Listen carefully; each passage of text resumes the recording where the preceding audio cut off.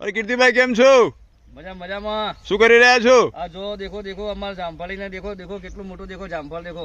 અરે ઓહો સરસ સરસ સરસ, બહુ જોરદાર જામફળ છે. 900 ગ્રામનું. 900 ગ્રામનું જામફળ છે. 900 ગ્રામનું. અરે સરસ. કેટલા ડોકા છે તમારે આવા? 200 ડોકા. કેટલા જામફળ થયા તમારે આવા? લગભગ અમે 10,000 ના વેચ્યા, બીજા ચાલુ જ છે હાલ.